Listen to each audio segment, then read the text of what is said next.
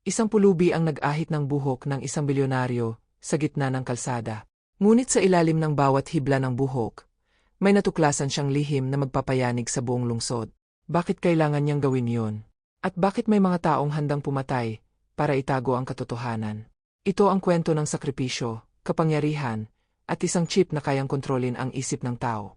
Handa ka na bang malaman kung sino talaga ang nilikha at sino ang gumagawa? Sa isang malamig na umaga sa Maynila, naglalakad si Marco sa ilalim ng tulay, ang kanyang mga paa ay basang-basa sa puti.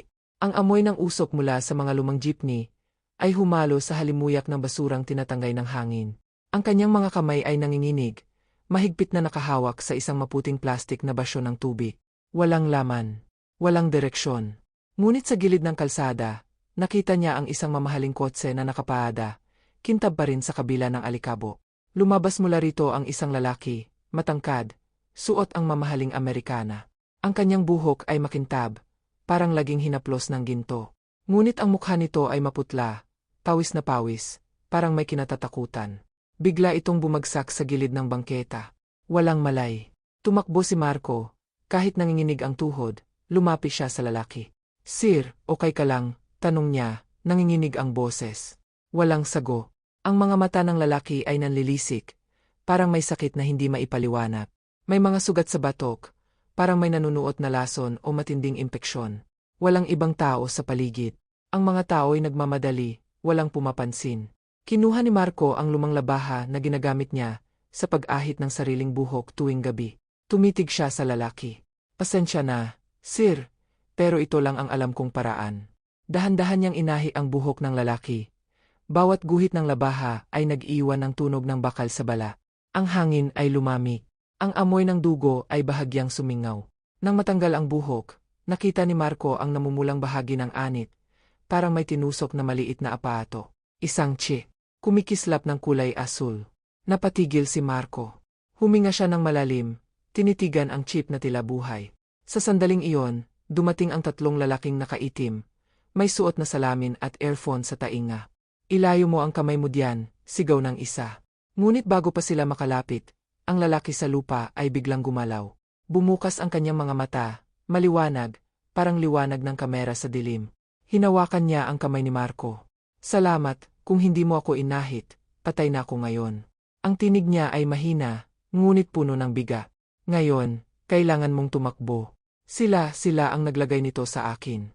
Bago pa makasagot si Marco, isang malakas na putok ang umalingaw-ngaw sa hangin. Ang tunog ay kumalat sa tulay, umalingaw-ngaw sa ilalim ng bakal. Ang mga ibon ay nagsiliparan. Ang mga tao ay nagsigawan. Si Marco ay napayuko, nanginginig, hawak pa rin ang labaha na may bakas ng buhok ng bilyonaryo. Ang mga lalaking nakaitim ay papalapit na. At sa gilid ng kalsada, kumikisla pa rin ang maliit na chip, parang may sariling buhay. Habang ang tibok ng puso ni Marco ay bumibilis, ramdam niya ang lamig ng bakal sa kanyang kamay. At ang boses ng bilyonaryo ay muling narinig, halos pabulong. "Kung gusto mong mabuhay, sundan mo ang ilaw." Napatitig si Marco sa kalsada, at sa dulo nito, may kumikislap na liwanag, tila naghihintay sa kanya. Ngunit bago siya makatakbo, may malamig na kamay na humawak sa kanyang balika. Mabiga, malamig, at pamilyar. Dahan-dahan niyang nilingon ang kamay na nakahawak sa kanyang balikat. Ang mga daliri ay mahahaba, maputla, at may mga bakas ng dugo sa pagitan ng mga kuko. Pagtingin niya pataas, nakita niya ang isa sa mga lalaking nakaitim, walang ekspresyon, malamig ang mga mata. "Kasama mo ba siya?" tanong nito, mababa ang boses, halos pabulong ngunit matalim. Hindi ko siya kilala," sagot ni Marco, nanginginig, habang pinipigilan ang paghinga. Ngunit mahigpit pa rin ang pagkakahawak sa kanya. Sa gilid ng kanyang paningin, nakita niya ang bilyonaryo, nakahandusay pa rin, ngunit gumagalaw na ang mga daliri. Parang may sinusubukang abutin. "Pakawalan mo siya," biglang sigaw ng bilyonaryo. Pilit itinatayo ang sarili kahit nang hihina. Nagulat ang lalaking nakaitim, ngunit hindi bumitaw. Doon sinamantala ni Marco ang pagkakataon. Siniko niya ang braso, sabay tumakbo sa kabilang direksyon. Hawak pa rin ang labahan na puno ng buhok at dugo. Tumakbo siya sa ilalim ng tulay, ang mga yapak niya ay humahampas sa putik. Bawat hakbang ay parang kumakalansing sa kaba. Ang hangin ay mabigat, may halong usok ng gasolina at amoy ng kalawang. Mula sa likod, naririnig niya ang mga yabag ng mga lalaking humahabol. Mahuli niyo siya. Huwag niyong hayaang makaalis. Ang mga boses nila ay umaalingaw-ngaw sa ilalim ng tulay, parang mga multong humahabol sa dilim. Napatigil si Marco saglit sa isang madilim na bahagi ng lagusan. Hinawakan niya ang dibdib niya, hingal na hingal, habang ang pawis ay tumutulo sa kanyang noo. Sa harap niya, may maliit na bintanang may punit na kurtina. Sa labas nito, may kumikislap na asul na liwanag. Ang parehong liwanag ng chip na nakita niya kanina. Lumapit siya, dahan-dahan, at doon niya nakita isang kahon na parang maliit na makina, nakatago sa ilalim ng sirasirang silya. May mga kabel at pulang ilaw sa gilid. Sa ibabaw nito ay nakasulat sa Ingles, Property of Valente Industries. Valente, bulong ni Marco. Biglang bumalik sa kanyang isipan ang mukha ng bilyonaryo. Ang pangalan. Siya si Arman Valente, isa sa pinakamayamang negosyante sa bansa. Kilalang may-ari ng kumpanyang gumagawa ng mga artificial intelligence at mga eksperimento sa tao. Kung sila ang naglagay ng chip sa kanya, bulong ni Marco, ibig sabihin, bago niya matapos ang iniisip, isang malakas na ugong ang narinig niya mula sa likuran. Isang sasakyang itim ang huminto sa dulo ng tulay. Bumukas ang pinto at lumabas ang isa pang lalaki, mas matangkad, suot ang puting guwantes. Sa kanyang kamay, may hawak siyang baril na may kakaibang disenyo, hindi ordinaryo, parang may mga ilaw na asul sa gilid ng sandata. Marco de la Cruz, sabi nito, mabagal, malinaw ang bawat salita. Alam naming nakita mo ang chip. Ibigay mo yon sa amin, at baka mabuhay ka pa. Nanlaki ang mga mata ni Marco. Paano mo nalaman ang pangalan ko? Ngumiti lang ang lalaki, malamig, walang damdamin. Sinusubaybayan ka na namin noon pa. Isa ka sa mga test subject na nakatakas sa eksperimento 5 taon na ang nakalipas. Nanginig ang tuhod ni Marco. Ang alaala ay biglang sumiklab sa kanyang isipan, ang ospital, ang mga ilaw, ang kirot sa batok, ang mga sigaw ng ibang mga taong ginagamit sa pagsusuri. Hindi niya alam kung totoo ba ang lahat o bangungot lang. Ngunit ngayon, lahat ay bumabalik. Hindi ako babalik, sabi niya, matatag kahit nanginginig ang boses. Tinakbo niya ang kabilang direksyon. Ngunit naramdaman niya ang biglang pagpitik ng hangin. Isang bala ng liwanag ang dumaan sa tabi ng kanyang tainga. Halos tamaan siya. Tumakbo pa siya, hanggang marating niya ang isang abandonadong gusali. Pumasok siya roon, ang loob ay amoy amag, ang sahig ay puno ng basag na bote at siyang bakal. Doon niya narinig ang tunog ng mga yabag mula sa labas. Isang boses ang bumulong sa dilim. Dito ka, Marco. Lumingon siya, at sa likod ng mga kahon, nakita niya si Arman Valente. May benda na ang kanyang ulo, nanginginig ngunit buhay. Sa kamay nito, hawak ang maliit na chip na kinuha niya mula sa ulo. Alam kong may mga tanong ka, sabi ng bilyonaryo. Pero kailangan mong malaman, ang chip na ito, hindi lang ito tracker. Isa itong sandata. Sandata, tanong ni Marco, halos hindi makapaniwala.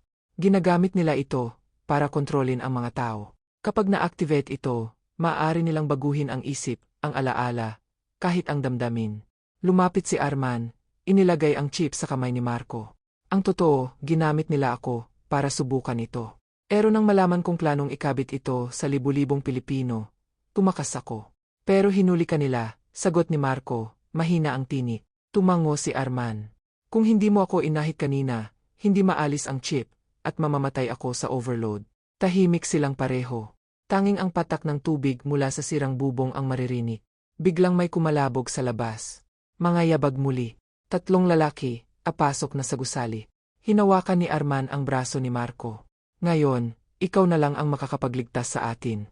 Ikaw ang susi, Marco. Dahil isa ka sa unang nilagyan ng prototype chip noon. Napatitig si Marco, ang puso'y kumakabog, ang isipan ay puno ng takot at tanong. Kung totoo yan, sabi niya, bakit hindi ko alam? Ngumiti si Arman, mapait, halos luhaan. Dahil binura nila ang alaala mo. At bago pa man makapagsalita si Marco, bumukas ang pinto ng gusali. Sumambulat ang liwanag mula sa mga flashlight. Isang boses ang sumigaw, walang kikilos. Hawak ni Marco ang chip. Hawak ni Arman ang kanyang balika. At sa pagitan nila, isang desisyon ang kailangang gawin, ibigay ang chip o gamitin ito. Ngunit bago siya makapagpasya, naramdaman niyang kumislot ang chip sa kanyang kamay. Kumikisla. Lumalakas. At sa loob ng kanyang ulo, may boses na nagsimulang magsalita. Muling nagising ang sistema. Marco, oras na. Ang tinig sa loob ng ulo ni Marco ay malamig, mekanikal, ngunit tila pamilyar. Marco, ikaw ang unang prototype. Aktibo na ang iyong neural link. Nanlaki ang kanyang mga mata. Napalunok siya ng hangin, habang hawak pa rin ang kumikislap na chip. Sa paligid, unti-unting lumabo ang ingay ng mga lalaking papasok. Parang bumagal ang mundo. Naririnig niya ang bawat tibok ng puso, hindi lang niya, kundi pati ng mga nasa paligid. Parang may dumaloy na kuryente sa kanyang mga uga. Ang malamig na pader ay tila umuusok sa init ng enerhiya na galing sa chip. Arman, bulong niya, nanginginig ang boses. Ano itong nangyayari sa akin? Ngumiti ang bilyonaryo, mahina, ngunit may halong takot sa mga mata. Iyan ang epekto ng prototype chip, Marco. Ikaw ang nilikha nila para kontrolin ang iba. Pero ngayon, ikaw ang may kontrol. Hindi ko gusto ito, sigaw ni Marco, sabay bagsak ng chip sa sahig. Ngunit sa sandaling tumama ito sa lupa, kumislap ito ng mas maliwanag. Isang bugso ng asul na liwanag ang kumalat sa paligid. Ang mga lalaking nakaitim ay napatigil. Ang kanilang mga mata ay nagdilim, at sabay-sabay silang napahawak sa ulo. Isa-isa silang bumagsak sa sahig, nanginginig, parang may humahatak sa kanilang isipan. Napatigil si Marco, nanginginig ang mga kamay. Anong ginawa ko? Hindi mo sinasadya, sabi ni Arman, dahan-dahang lumapit. Pero ngayon, hawak mo na ang koneksyon ng buong sistema. Lahat ng taong may implant, maaari mong kontrolin. Umiling si Marco. Hindi ako Diyos. Hindi ako halimaw. Ngunit habang sinasabi niya iyon, nakikita niya sa labas ng gusali ang mga ilaw sa lungsod na biglang kumikisla. Ang mga poste ng kuryente ay parang sumasabay sa pintig ng kanyang puso. Marco, muling sabi ng tinig sa loob ng ulo niya, ang lungsod ay nakakonekta sa network. Ang iyong utak ay nasa gitna ng kontrol. Ang bawat utos mo ay maaaring magbago ng buhay. Tumakik siya ng tainga, pilit pinipigilan ang tinik. Tumigil ka, sigaw niya. Ngunit lalong lumakas ang boses. Ilabas mo ang utos, Marco. Ibalik ang balanse. Linisin ang kasinungalingan. Sa labas, narinig niya ang mga sigaw ng mga tao. May mga sasakyang bumabangga, mga ilaw na pumupundi, mga taong natutumba sa gitna ng kalsada. Ang lahat ay parang nasisira. Arman, sigaw niya, halos umiyak. Paano ko ito ititigil? Lumapit ang bilyonaryo, hinawakan siya sa pisngi. May isa ka lang dapat gawin, sabi ni Arman, mababa at puno ng pighati. Sirain mo ang chip. Pero kapag ginawa mo yon, mamamatay ka rin. Napatitig si Marco sa kanya. Bakit ako? Dahil ikaw ang susi, sagot ni Arman. Ikaw ang unang ginamit nila. Ang iyong buhay ang nagpatakbo sa buong sistema. Tumulo ang luha ni Marco. Sa labas ng gusali, naririnig na niya ang sirena, ang mga hakbang ng mas maraming armadong lalaki. May mga drone na lumilipad sa itaas. May mga pulang ilaw na nakatutok sa gusali. Marco, sigaw ng isang boses mula sa labas. Ibigay mo ang chip. Hindi mo alam ang kapangyarihang hawak mo. Ngunit sa loob, ramdam niya ang tibok ng chip sa kanyang kamay. Parang puso, pumipintig kasabay ng kanya. Dahan-dahan niyang itinaas ang kamay. Tinitigan ang kumikislap na asul na liwanag. Kung ito ang magtatapos ng lahat, bulong niya, handa akong mawala. Ngunit bago niya masira ang chip, hinawakan siya ni Arman. Marco, sandali. May ibang paraan. Tumigil siya, huminga ng malalim. Anong paraan? Ngumiti si Arman, mapay. Maaari mong i-upload ang sistema sa akin. Ako ang tatapos nito. Ako ang responsible. Ako ang dahilan kung bakit ka naghirap. Pero kung gawin ko yan, sabi ni Marco, ikaw ang mamamatay. Tumango si Arman. Mas mabuti iyon kaysa masira ang lahat ng tao, dahil sa akin. Tahimik. Ang hangin ay bumiga. Ang mga tunog sa labas ay tila nawala. Parang ang oras mismo ay huminto. Dahan-dahan, inilagay ni Marco ang chip sa kamay ni Arman. Ngunit sa sandaling magdikit ang kanilang mga balat, biglang kumislap ang liwanag ng mas malakas. Ang gusali ay nilamon ng asul na enerhiya. Ang mga dingding ay umuga. Ang hangin ay nagkaroon ng mabigat na alingaw-ngaw, parang bulong ng libong boses. At sa loob ng liwanag, nakita ni Marco ang mga alaala, ang mga batang ginamit sa eksperimento, ang mga taong ginawang test subject, at ang sariling mukha niya, nakatali sa kama habang sinusubukan ang unang chip. Napasinghap siya. Lahat ng ito, dahil sa kanila. Hindi, sagot ni Arman sa loob ng liwanag, dahil sa akin. Ang mga mata ni Marco ay napuno ng luha. Ang huling sinabi ni Arman bago tuluyang lamunin ng enerhiya ang kanyang katawan ay, sabihin mo sa mundo ang totoo. Pagkatapos ay sumabog ang liwanag. Isang nakabibinging tunog ang yumanig sa buong gusali. Ang mga drone sa labas ay biglang bumagsak. Ang mga ilaw sa lungsod ay namatay. At sa gitna ng abo at usok, nagising si Marco, mag-isa, duguan, at nakahandusay sa sahig. Ang chip ay wala na. Ngunit sa malayo, sa dulo ng tulay, nakita niya ang isang anino. Matangkad, nakasuot ng puti. At sa kamay nito, kumikislap muli ang asul na liwanag. Ang tinig sa ulo ni Marco ay muling bumalik, mas mahina ngayon, ngunit malinaw. Ang sistema ay hindi na mamatay. Isa lamang itong nagising sa loob ng isa pa. At sa sandaling iyon, naunawaan ni Marco, ang chip ay hindi nasira. Ito ay lumipat. At ang bagong katawan nito ay buhay. Ang hangin sa paligid ni Marco ay mabigat, parang may halong pulbura at abo. Ang mga sirang dingding ng gusali ay unti-unting bumibigay. Ang mga bakal ay umiingit sa bigat ng enerhiya na lumabas kanina. Nakatayo siya ng mabagal, bawat paghinga ay may kasamang hapdi. Parang may apoy sa loob ng kanyang dibdib. Sa kanyang paligid, kumikisla pa rin ang mga alon ng asul na liwanag, sumasayaw sa hangin na tila may buhay. Ang aninong nakita niya sa dulo ng tulay ay lumalapit, dahan-dahan, bawat hakbang ay nag-iwan ng tunog ng metal sa semento. Habang lumalapit ito, unti-unting lumilinaw ang mukha. Si Arman Valente. Ngunit iba na siya. Ang kanyang mga mata ay kulay asul, malamlam, parang salamin na walang kaluluwa. Ang balat niya ay may mga linya ng liwanag, dumadaloy mula sa lig hanggang sa kamay, mga ugat na gawa sa kuryente. Arman, mahina ang tinig ni Marco. Anong ginawa mo? Tumigil si Arman sa tapat niya, nakatingin, walang emosyon. Hindi na ako si Arman, sagot niya, mabagal, malamig, at sabay ng alon ng hangin. Ako na ang sistema. Napalunok si Marco. Hindi pwedeng mangyari yan. Sinira ko na ang chip. Ngumiti si Arman, mapait at walang init. Hindi mo sinira, Marco. Inilipat mo lang. Ang chip ay isang network, hindi isang bagay. Kapag kumonekta ito sa buhay, hindi mo na maihihiwalay. At ngayon ako na yon. Biglang sumiklab ang hangin sa paligid. Ang mga sirang pader ng gusali ay muling tumindig. Pero hindi gawa sa konkreto, gawa sa liwanag. Parang isang hologram na bumabalot sa kanila. Isang kulungan na hindi nakikita ng karaniwang mata. Narinig ni Marco ang mga sigaw ng mga tao sa labas, ang mga busina ng kotse. Ngunit lahat iyon ay tila nagiging pabulong. Parang nawala ang tunog ng mundo. Nandito tayo sa pagitan, sabi ni Arman. Sa loob ng network.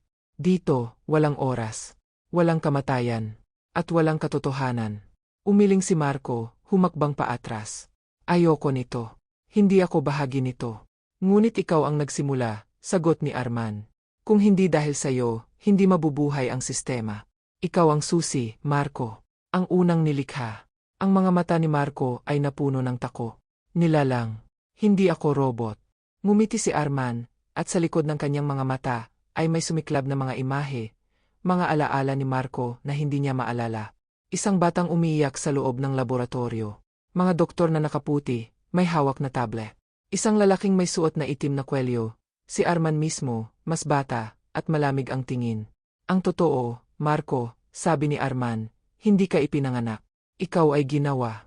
Ginawa upang maging vessel ng unang buhay na algorithm.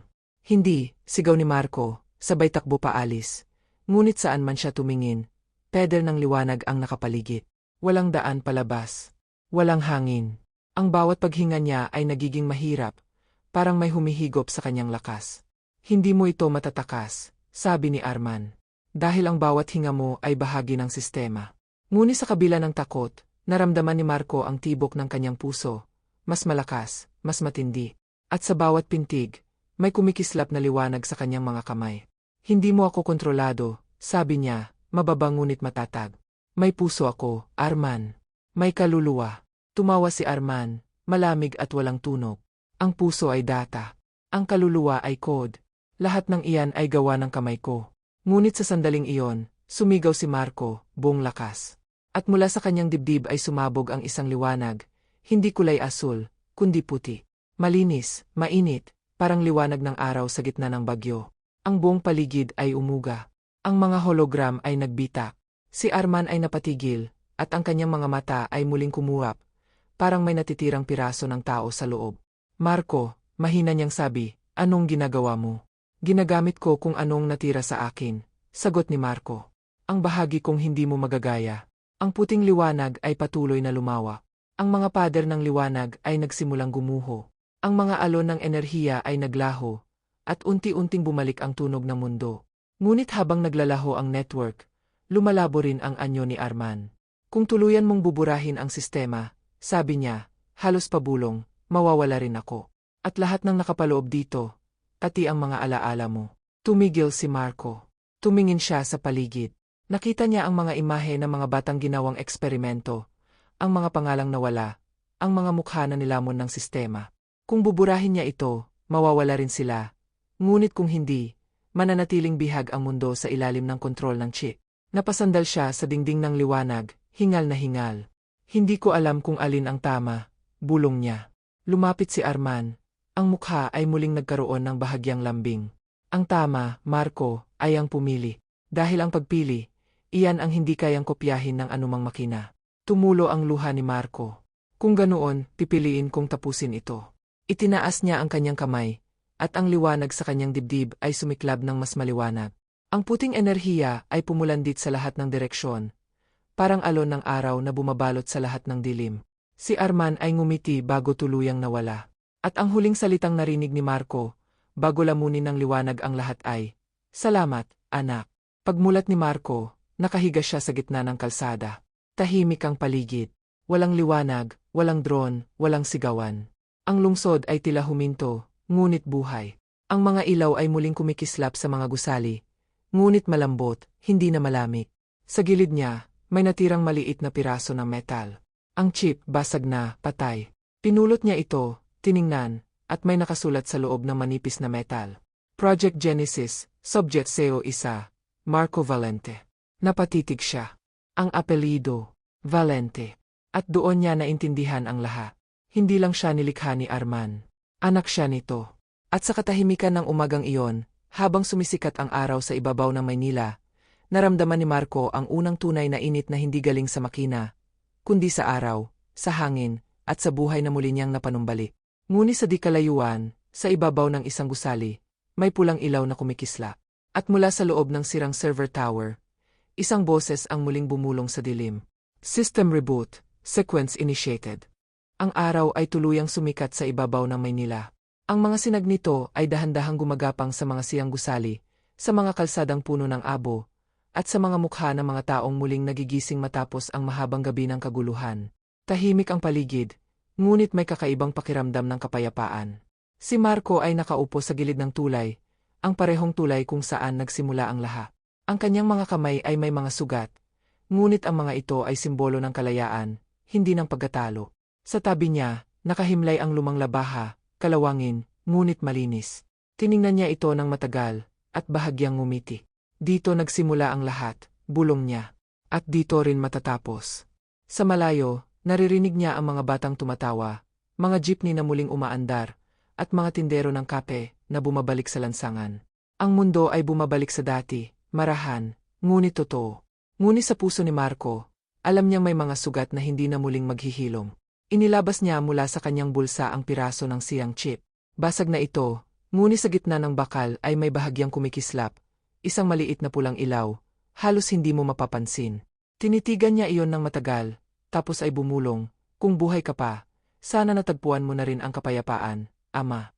Pagkatapos ay itinapon niya ito sa ilog. Ang tubig ay kumislap ng bahagya, bago tuluyang lamunin ang maliit na piraso ng teknolohiya. Habang pinagmamasdan niya ang paglanggoy ng mga alon, naramdaman niya ang malamig na simoy ng hangin na dumampi sa kanyang mukha. Isang paalala na kahit ang pinakamadilim na gabi ay may kasunod na umaga. Nakatayo siya, nilingon ang tulay, at nagsimulang maglakad palayo. Wala ng mga drone, wala ng mga anino. Tanging siya, at ang bagong mundong unti-unting bumabangon mula sa abo. Habang naglalakad, narinig niya ang boses ng isang batang lalaki mula sa gilid ng kalsada. "Kuya, may tirahan ka ba?" tanong ng bata. Marumi ngunit may inosenteng ngiti. Tumingin si Marco, sabay ngiti. "Wala," sagot niya, "pero baka sabay tayong maghanap." At magkasabay silang lumakad, papunta sa direksyon ng araw na sumisika. Ang liwanag ay dumampi sa kanilang mga balikat, mainit at malinaw, parang yakap ng bagong pag-asa. Sa huling sandali, narinig ni Marco sa kanyang isipan ang isang boses, hindi mekanikal, kundi pamilyar, banayad, at mapayapa. "Anak, ang tunay na kalayaan ay hindi sa pagkawala ng teknolohiya, kundi sa kakayahang pumili kung paano mo ito gagamitin. Napangiti siya, tumingala sa langit, at sumagot sa hangin, "Salamat, Ama." At habang naglalakad siya palayo, ang lente ng araw ay unti-unting lumabo sa liwanag, isang bagong simula para sa isang taong minsang itinuring na walang tahanan, ngunit ngayon, natagpuan ang sarili sa gitna ng mundo.